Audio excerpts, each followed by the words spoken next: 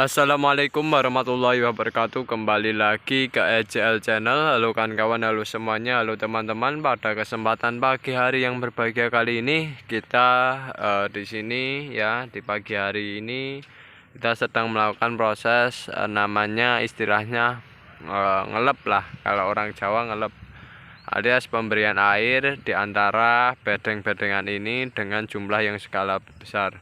Nah kawan-kawan, karena pagi hari ini kondisinya air itu banyak tidak digunakan, di aliran air itu kita masukkan ya, di aliran sungai ya, selokan di bagian sana itu alirannya cukup deras, kita masukkan ke sini untuk ngelep lah istilahnya kalau orang Jawa. Ngelep untuk memberikan air kepada tanah atau bedengan-bedengan budidaya cabai kayak gini.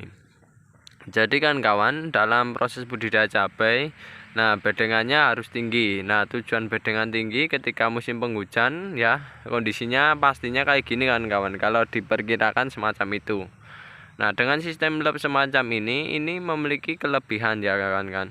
Kelebihannya air ini untuk tanah yang bagian bawah itu kondisinya banyak tergenang air, dan yang jelas ketika banyak tergenang air, kondisi di dalam tanah ini ya, dalam tanah yang mulsa, ketutupan mulsa ini itu kondisinya lembab ya, tanahnya itu pastinya lembab, sehingga ini nantinya kalau untuk budidaya tanaman itu sangat cocok sekali karena kondisi tanahnya itu lembab ya. Nanti yang bawah bisa ketersediaan airnya bisa banyak, nah yang atasnya nanti kita tinggal siramkan sedikit demi sedikit saja. Jadi tanah yang berada di dalam tersebut itu menyediakan air yang cukup banyak. Di sisi lain juga dengan dilep semacam ini, kelebihannya nanti kondisi kelembapan yang berada di dalam mulsa itu tidak panas kan kawan ya, alias lebih dingin ya,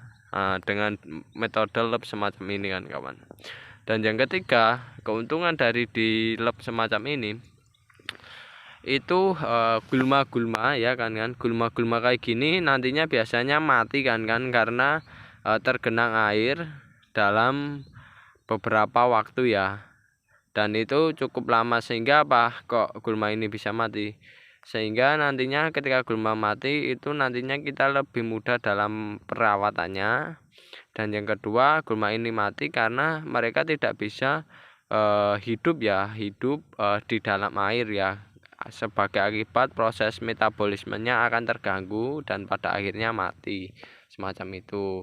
Nanti beda lagi ketika sudah tidak dilem ya, tidak dilem kondisinya tanahnya lembab. Nah itu biasanya gulma itu pertumbuhannya subur. Nah dengan dilem semacam ini, gulma-gulma yang berada di antara bedengan-bedengan tersebut yang tergenang air nanti harapannya bisa mati semacam itu kan kawan. Nah dengan kondisi semacam ini kan kawan ya, petani itu sangat mudah ya dalam membudidayakan cabai. Dengan air yang cukup, ketersediaan cukup banyak ya, nanti cabai itu satu nanti kecukupan untuk memenuhi metabolismenya itu cukup tersedia banyak alias terpenuhi.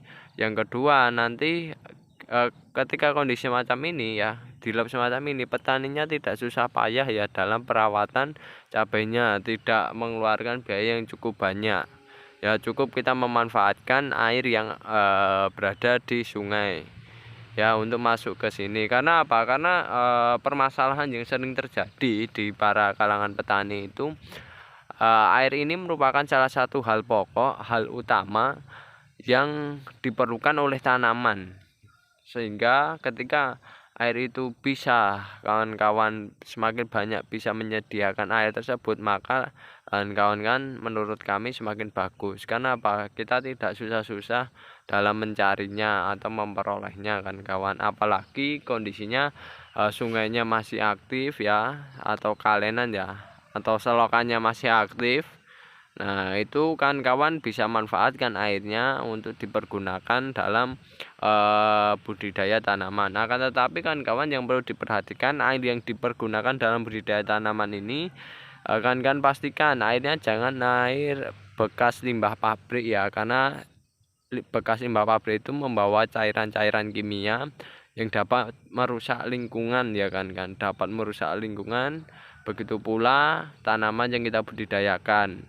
Nah, itu jangan sampai, pastikan ambil dari sungai saja kan kawan, sungai yang airnya kalau bisa sejernih mungkin, sebagus mungkin, dan tidak mengandung bahan-bahan kimia yang berbahaya bagi tanaman kan kawan. Nah, begitu pula ya, karena ini kondisinya sudah cukup melimpah, air ini juga kita berikan kepada tanaman budidaya kita. Nah, semacam itu ya pemberiannya.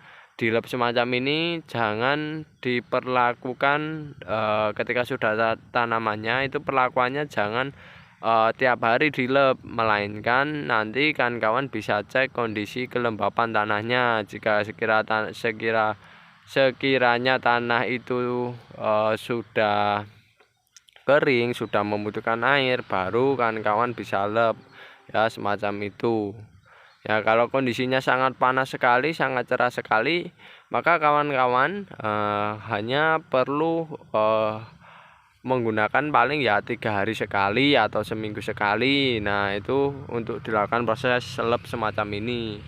Jadi petaninya ya tidak tiap hari melakukan proses lab, karena kalau kebanyakan air, akar tanaman itu juga kurang bagus kan kawan ya, kurang bagus.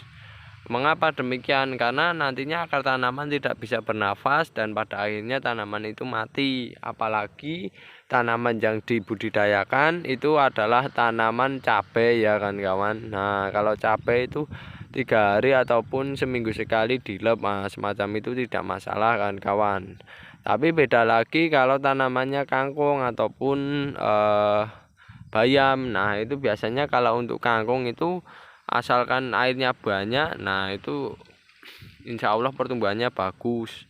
Kalau bayam ya juga, yang penting kondisinya selalu lembab, nah itu bagus, asal tidak tercelup lah semacam itu. Kalau cabai, nah ini kondisinya harus ya lembab tapi tidak kebanyakan air semacam itu, karena tahu sendiri habitat alaminya dari tanaman cabai semacam ini itu akan sebenarnya akarnya tidak membutuhkan banyak air ya kan kawan, semacam itu, atau istilahnya lembab. Dan oke kan kawan, itu sedikit informasi ya, ini penjelasan mengenai tentang keuntungan dan seluk-beluk mengenai tentang kegiatan pagi hari ini. Semoga apa yang saya sampaikan ini bisa menginspirasi kawan-kawan, memberikan informasi yang bermanfaat. Dan yang jelas jika ada sisi negatifnya, kami mohon maaf yang sebesar-besarnya, dan jika ada kekurangan maupun kesalahannya, kami juga mohon maaf yang sebesar-besarnya. Oke, saya akhiri. Wassalamualaikum warahmatullahi wabarakatuh.